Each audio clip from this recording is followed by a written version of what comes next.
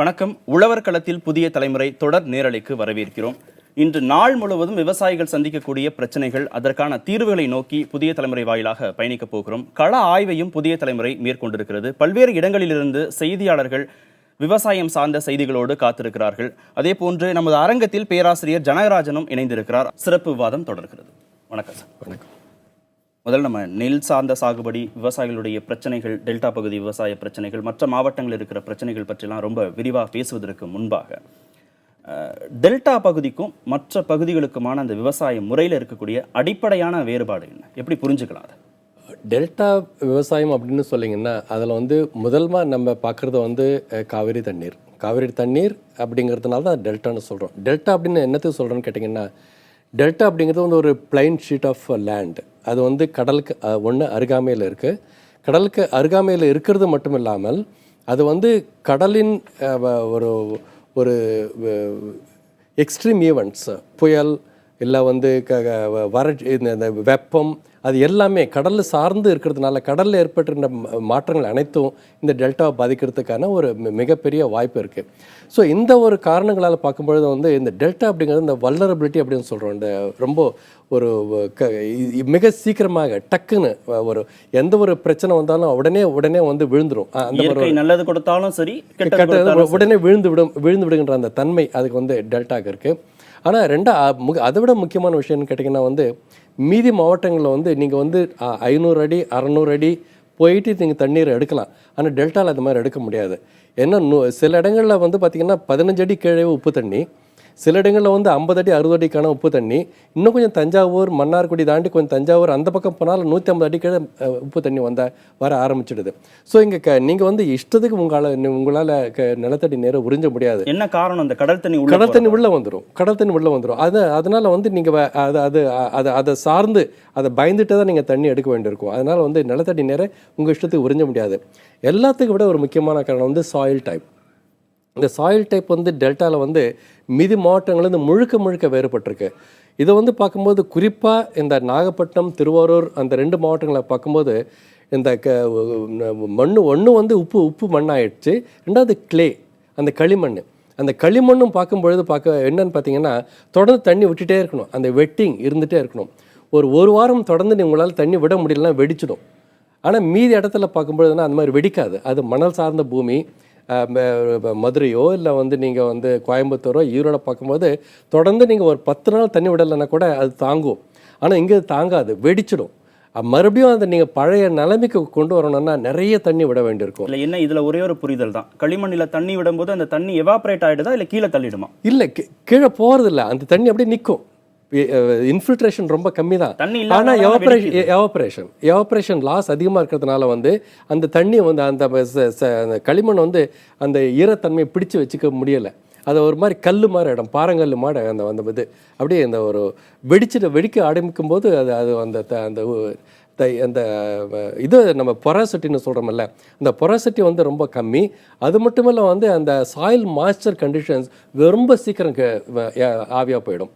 அந்த ஒரு காரணங்கள் எல்லாம் பார்த்தீங்கன்னா இதனால தான் தண்ணி விட்டுக்கிட்டே இருக்கணும். நிறைய தண்ணி தேவைப்படும் டெல்டா பகுதியில். கண்டிப்பாக நிறைய தண்ணி தான், வெட்டிங்காவது வேணும். அந்த ஈரப்பதம் இருந்துகிட்டே மெயின்டைன் பண்ணணும். இல்லைன்னா மறுபடியும் விடுறதுங்கிறது ரொம்ப கஷ்டம். ஸோ இந்த ஒரு காரணங்கள் நீங்கள் பார்க்கும்பொழுது இந்த டெல்டா மாவட்டத்தினுடைய அக்ரிகல்ச்சர் ரொம்ப special, completely different from other parts of the state. எப்படி எந்த மாதிரியான இதெல்லாம் இருக்கும்? மெயினாக நீங்கள் இங்கே நெல் தான் போட முடியும். மெஜாரிட்டி நாகப்பட்டினம், திருவாரூர் மாவட்டங்களில் நெல் தவிர நீங்கள் வேறு விவசாயம் பண்ணிங்கன்னா அது ஒத்து வராது.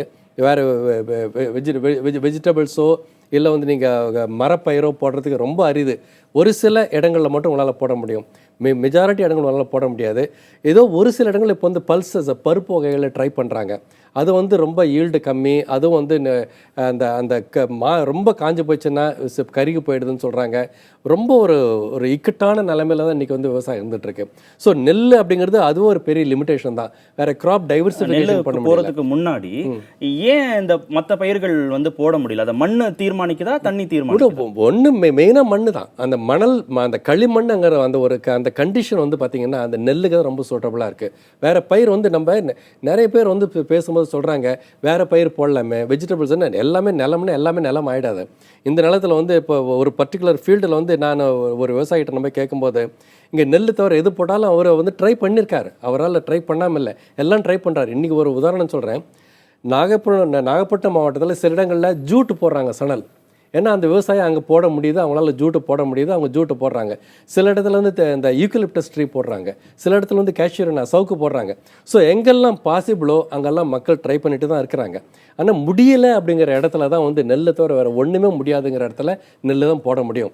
அதுலேயும் ஒரு ஆபத்து இருக்குல்ல, நீங்கள் சொன்ன ஜூட்டு, யூக்கலிப்டஸ், அதே மாதிரி கேஷ்யூரினா சவுக்கு, இதெல்லாம் வந்து பணப்பயிரில் வந்துடும். பணப்பயிர் மட்டும் இல்லை, ரொம்ப சீக்கிரம் இருக்கிற தண்ணியை ஆவியாக கொண்டு போயிடும். நிலத்தடி நீர் இருக்கிற கொஞ்சம் தண்ணியும் ரொம்ப சீக்கிரம் ஆவியாக போயிடும். டெசர்ட்டாக மாறதுக்கான வாய்ப்புகள் ரொம்ப இருக்குது.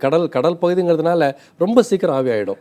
ஸோ இது அந்த ஒரு பக்கம் அந்த ஆபத்து இருந்தாலும் நான் சொல்ல வர்றது என்னென்னா, விவசாயிகள் சில பயிர்களை ட்ரை பண்ணுறாங்க. அவங்க ட்ரை பண்ணாமல் இல்லை, பட் ட்ரை பண்ணிட்டு முடியாதுங்கிற பட்சத்தில் மறுபடியும் போயிட்டு நெல் தான் இப்போ பண்ணணும் அப்படின்ட்டு நெல்லில் போய் விழுந்துடுறாங்க.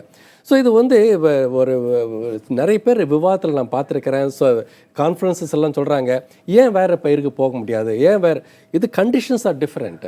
டெல்டா கண்டிஷன்ஸ் ரொம்ப ரொம்ப டிஃப்ரெண்ட். மீதி இடத்த எதையும் ஒப்பிடவே முடியாது. இந்த பகுதியில் நெல்லை தவிர வேறு எந்த பயிரும் பயிர் செய்ய முடியாது. 80% ஆஃப் தி ஏரியா, மீது 20% ட்ரை பண்ணுறாங்க. இன்றைக்கும் நடந்திருக்கு. பருப்புலாம் ஆனால் 80% இடத்துல வந்து இன்னைக்கு நெல் தவிர வேற இடம் பயிர் பண்ணவே முடியாது. அப்படி வேற பயிர்களுக்கு போனால் என்ன பாதிப்புலாம் வரும் அப்படின்னு ஒரு சிறிய இடைவெளிக்கு பிறகு நம்ம தொடர்ந்து பேசலாம். ஒரு சிறிய இடைவெளிக்கு பிறகு சிறப்பு விவாதம் தொடரும். உழவர் களத்தில் புதிய தலைமுறை சிறப்பு நேரலை தொடர்கிறது. தொடர்ந்து பேசுவதற்கு முன்பாக ஒரு சிறப்பு செய்தி தொகுப்பை பார்க்கலாம். மேட்டூர் அணையை நம்பி டெல்டா மாவட்டங்களில் 16 லட்சம் ஏக்கர் விவசாயம் நடைபெறுகிறது. இந்த ஆண்டு மழை பற்றாக்குறையால் ஒட்டுமொத்த விவசாயம் பாதிக்கப்பட்டிருக்கிறது. கடந்த பாசன ஆண்டின் இதே நாளில் இருந்த நீர்மட்டம், நீர் இருப்பு உள்ளிட்டவற்றை இப்போது ஒப்பிட்டால் டெல்டா விவசாயிகளின் பயிர்கள் கருகியதற்கான காரணம் தெரியவரும். கர்நாடகத்திலிருந்து திறந்துவிடப்படும் காவிரி நதிநீர் மேட்டூர் அணை வழியாகவே பாசனத்திற்கு திறக்கப்படுகிறது. 120 அடி நீர்மட்டம் கொண்ட மேட்டூர் அணையின் இன்றைய நீர்மட்டம் 36.54 அடியாக உள்ளது.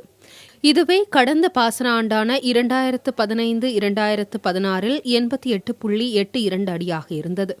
நீர் இருப்பை பொறுத்தவரை தற்போது 10.37 டிஎம்சியாகவும் கடந்த ஆண்டில் 51.31 டிஎம்சியாகவும் இருந்துள்ளது. கடந்த பாசன ஆண்டில் 15,000 கன அடி நீர் டெல்டா பாசனத்திற்காக திறக்கப்பட்ட நிலையில் நடப்பு பாசன ஆண்டில் 750 கன அடி நீர் மட்டுமே திறக்கப்படுவதுதான் உச்சபட்ச வேதனை.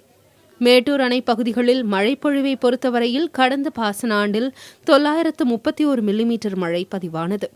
அதுவே நடப்பு பாசன ஆண்டில் 402 மில்லிமீட்டர் மழை மட்டுமே பதிவாகியுள்ளது. டெல்டா பகுதியில் முப்போகம் சாகுபடி முழுமையாக செய்ய வேண்டுமானால் ஒரு பாசன ஆண்டில் 330 டிஎம்சி நீர் தேவை. கடந்த நீர்ப்பாசன ஆண்டில் 120.18 டிஎம்சி தண்ணீர் பாசனத்திற்காக கிடைத்தது. நடப்பு பாசனத்திற்காக அணை தாமதமாக திறக்கப்பட்ட நிலையில் 48.35 டிஎம்சி நீர் மட்டுமே கிடைத்துள்ளது. காவிரி நடுவர் மன்ற தீர்ப்பின்படி தமிழகத்திற்கு கர்நாடகம் தர வேண்டியது 179.38 டிஎம்சி தண்ணீர். இதுவரை 59.97 டிஎம்சி தண்ணீர் மட்டுமே திறக்கப்பட்டுள்ளது. இன்னமும் 119 டிஎம்சி காவிரி தண்ணீரை கர்நாடகம் தர வேண்டும். தொடர்ந்து பேசலாம். திரு ஜனகராஜன், இடைவெளிக்கு முன்னாடி நம்ம பேசும்போது நீங்கள் ஒரு விஷயத்தை குறிப்பிட்டீங்க, 80% அளவுக்கு இங்கே நெல் மட்டும்தான் போட முடியும், மற்ற பயிர்கள் வராது அப்படின்னு. அந்த மற்ற பயிர்கள் வராது அப்படிங்கிறத எப்படி புரிஞ்சுக்கிறது? ஒட்டு மொத்தமாக விளைச்சலே இருக்காதுன்னு புரிஞ்சுக்கலாமா, இல்லை நல்லா விளையிறக்கூடிய இடத்தோட ஒப்பிடுகிற போது இங்கே விளைச்சல் குறைவாக இருக்கும் அப்படின்னு எடுத்துக்கலாமா? மீதி பயிர் நீங்கள் பண்ணிங்கன்னா வந்து வராதுன்னு சொல்ல முடியாது, ஆனால் விளைச்சல் ரொம்ப ரொம்ப கம்மியாக இருக்கும். உதாரணத்தை சொல்கிறேன். இப்போ நல்ல ஒரு ஒரு கடுமையான களிமண் இருக்கிற ஒரு இடத்துல வந்து உப்பு தண்ணி அதிகமாக இருக்கிற இடத்துல வந்து நீங்கள் வந்து பருப்பு போடுறீங்கன்னு வச்சுக்கோங்களேன். ஏதாவது ஒரு பயிரையோ ஒரு பருப்பையோ உதாரணமாக சொல்லுங்க. ஒரு இடத்துல நல்லா விளையக்கூடிய ஒரு பயிர், ஒரு பருப்பு போடுறீங்கன்னு வச்சுக்கோங்க. அந்த இடத்துல வந்து அது வந்து அது தண்ணி கம்மியாக தேவை, அது பருப்பு போடலாம். ஆனால் அந்த பருப்பு போடும்போது என்னன்னு கேட்டிங்கன்னா கொஞ்சம் முளைச்சி வர சமயத்தில் கருகிடும். முளைச்சி நீங்கள் எல்லாம் பண்ணியிருப்பீங்க, ஒரு அடி வளர்ந்த பயிர் வந்து கருகிடும். சில மண்ணில் வந்து வளரவே வளராது, ஜெர்மினேஷனே இருக்காது. ஸோ அடுத்தது வந்து இப்போ சில பேர் வந்து காட்டன் ட்ரை பண்ணியிருக்கிறாங்க, அந்த மாதிரி உப்பு மண்ணில் தண்ணி இல்லாத இடத்துல. அது வளரவே வளராது, வளர்ச்சியே இருக்காது, சுத்தமாக வளர்ச்சி இருக்காது, ஒரு முளை கூட வராது, ஜெர்மினேஷனே இருக்காது. ஸோ ஆனால் நெல் ஓரளவுக்கு தாக்கு பிடிச்சிட்டு கஷ்டப்பட்டு வளர்ந்துடும். அதையும் பார்த்திங்கன்னா வந்து கிழக்கு தஞ்சையில், அதாவது நாகப்பட்டினம் மாவட்டங்களில் பார்த்திங்கன்னா ஒரு 20 வருஷத்துக்கு முன்னாடி வந்து ஒரு 1800 1900 அத்தனை கிலோ ஒரு ஏக்கருக்கு எடுத்தாங்க.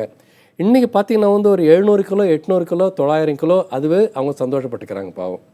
அந்த அளவு தான் ஈல்டு நீங்கள் இருக்குது. நல்ல ஈல்டுனா 2800 கிலோவா? இன்னும் நல்ல ஈல்டுனா 2400 கிலோ எடுத்த இடம் நாகப்பட்டினம். 800ன்னு ஒரு கணக்கு சொல்கிறாங்க, 2400 2000 அவ்வளோ கிலோவில் அத்தனை அளவுக்குலாம் கிடச்சிருக்கு. நான் சொல்கிறது 20 வருஷத்துக்கு முன்னாடி 2400 கிலோ எடுத்துருக்குறாங்க. ஆனால் இன்றைக்கி பார்க்கும்போது நான் ஆராய்ச்சி பண்ணுற அந்த இடத்துல வந்து 900 கிலோ 1000 கிலோ வந்தால் சந்தோஷப்பட்டுக்கிறாங்க, இதுவாக வந்தது அப்படின்ட்டு. 3 மடங்கு குறைஞ்சிருக்கு. 3 மடங்கு குறைஞ்சிருக்கு. ரொம்ப உப்பு தண்ணிங்க, உப்பு சாயில் ஹஸ் பிகம் சலைன். சரி, இங்கே என்ன ஒரு சந்தேகம்னா 80% நெல்லு தான் போட முடியும், மற்ற பயிர்கள் எதுவுமே போட முடியாது. சரி, அப்ப நெல்லு போடுறாங்க. ஆனா நெல்லு போட்டாலும் 2400 கிலோ வர வேண்டிய இடத்துல 900 கிலோ தான் வருது. அது ஏன் அப்போ? அது உப்பு தண்ணி ஆயிடுச்சு அவங்களுக்கு. விவசாயிகளுக்கு வந்து இன்னைக்கு வேற தொழில் கிடையாது. விவசாயிகள் இந்த நிலத்தை இதுவாது இருக்கே, நம்ம வந்து சாப்பாடுக்காக வச்சுக்கலான்ற அளவுக்கு தான் அவங்க இருக்கிறாங்க. ஸோ கடனை வாங்கி ஒரு விவசாயம் பண்ணலாம், அவங்களுக்கு வேறு தொழில் கிடையாது, இந்த விவசாயத்தை நம்பி இருக்கணும். அதுதான் வந்து அவங்களோட அந்த ஆல்டர்னேட் சோர்ஸ் ஆஃப் லைவ்லிஹுட்னு சொல்லுவோம்ல. இது விவசாய தொழிலை விட்டால் வேறு தொழிலுக்கு ஏதாவது போக முடியுமா? நான் ஃபார்ம் எம்ப்ளாய்மெண்ட்டு, விவசாயம் அல்லாத வேறு தொழில் இருக்கான்னா அது கிடையாது. அது வேறு மாவட்டங்களில் பார்க்கும்பொழுது அதுக்கு ஆப்பர்ச்சுனிட்டிஸ் நிறைய. மதுரையிலையோ இல்லை தேனியிலையோ கோயம்புத்தூர்லையோ ஈரோட்லையோ திருப்பூர்லையோ இல்லை திருநெல்வேலியிலையோ பார்த்தீங்கன்னா இந்த நான் ஃபார்ம் எம்ப்ளாய்மெண்ட்னு சொல்லுவோம், விவசாயம் அல்லாத தொழில்களை வந்து அங்கே வளர்ச்சி அதிகம். தஞ்சை மாவட்டத்தில் அது ஒரு கர்ஸு சாபம் மாதிரி, தொழிற்சாலைகளும் கூட கிடையாது. எந்த ஒரு விவசாயம் அல்லாத தொழில்களுக்கு அங்கே எந்த விதமான முயற்சியும் இது வரைக்கும் எடுக்கலை. டெல்டான்னு ஒரு மாதிரி பேம்பர் பண்ணி, டிஸ்ட்ரிக்டை பேம்பர் பண்ணி அந்த விவசாயம் மட்டும்தான் அங்கே முடியும் அப்படின்ட்டு விவசாயத்தை மட்டும் விவசாயம் இன்றைக்கி அழிஞ்சு போயிடுச்சு, அந்த மாதிரி நிலைமை. ஸோ விவசாயிகள் வந்து 900 கிலோ 1000 கிலோ தான் ஒரு ஏக்கர் கிடைக்குதுன்னா கூட அதை விட்டு வேறு தொழிலுக்கு அவங்களால போக முடியல. ஸோ அந்த நிலைமையில் தான் இருக்குது. இன்னொரு விஷயம், முக்கியமான விஷயம்னு கேட்டிங்கன்னா, நாகப்பட்டினத்தில் இந்த ஷ்ரிம்ப் ஃபார்மிங், இறால் பண்ணை, அது ஒரு பக்கம் வந்துகிட்டு இருக்கு. அது ஒரு பக்கம் வந்து அந்த உப்பு தண்ணியை சேர்த்து அவங்க கடல் தண்ணியும் நல்ல தண்ணியும் சேர்த்து அதில் இறால் பண்ணை போடும்போது அது வேறு ஒரு பக்கம் எக்கலாஜிக்கல் ப்ராப்ளம்ஸ் வந்துட்டுருக்கு. கடல் தண்ணி இன்னும் கொஞ்சம் அதிகமாக வேகமாக உள்ளே வந்துட்டுருக்கு. ஸோ பல வகையில் வந்து அந்த டெல்டா வந்து ஒரு மாதிரி நெருக்குதலுக்கு உள்ளாயிட்டு இருக்கு. இன்னைக்கு நெல்லை பற்றிலாம் பேசும்போது 30,000 நெல் வகைகள் இருந்தது அப்படின்னு சொல்கிறாங்க. அது வந்து 30,000 நெல் வகைகள்னா டெல்டா பகுதிக்குள்ளேயே இருந்துச்சு அப்படின்னு புரிஞ்சுக்கலாமா, இல்லை ஒட்டுமொத்த இந்தியாவா, தமிழகமா, அது எப்படி புரிஞ்சுக்கலாம்? எப்படி அப்படி வருது அந்த வேறுபட்ட அதாவது 300 வகையான நெல் வகைகள் அப்படிங்கிறது பார்த்தீங்கன்னா வந்து பகுதிக்கு பகுதி. அது அந்த காலத்தில் வந்து அந்த நெல் வகை வச்சுருந்தாங்கன்னா, திருநெல்வேலிக்குன்னு ஒரு தாமிரபரணி பேசனுக்குன்னு சில நெல் வகை, காவிரிக்குன்னு சில நெல் வகை, காவிரியில் திருவாரூர் நாகப்பட்டினத்துக்குன்னு ஒரு நெல் வகை, தஞ்சாவூர் திருச்சிக்குன்னு ஒரு மாதிரி ஒரு நெல் வகை, இப்படி இடத்துக்கு இடம் நெல் வகை மாறிப்பட்டு இருந்தது. அதனால தான் பார்க்கும்பொழுது நம்ம டெல்டா மாவட்டங்களில் ஒரு 100 வருஷத்துக்கு முன்னாடிலாம் பார்த்திங்கன்னா அவங்க வந்து ஒரு தாள் அப்படின்னு சொல்லுவாங்க, நெல் வளர்றது வந்து ஒரு 1.5 அடிக்கு வளரும். 1.5 அடிக்கு வளர்கிற அளவுக்கு அதை வந்து வளர்ந்து அது எவ்வளோ அந்தளவுக்கு வளரும் போது எவ்வளோ மழை வந்தாலும் அது தாங்கும், எவ்வளோ வெள்ளம் வந்தாலும் தாங்கும், வறட்சி வந்தாலும் தாங்கும். அந்த மாதிரி ஒரு நிலைமையில் இருந்த நெல் வகைகள் இன்னைக்கு ஒன்று கூட இல்லை. ஏன் அப்படி இல்லை, அதுக்கான காரணங்கள் என்னங்கிறத நம்ம ஒரு சிறிய இடைவெளிக்கு பிறகு தொடர்ந்து பேசலாம். சிறிய இடைவெளிக்கு பிறகு சிறப்பு விவாதம் தொடரும்.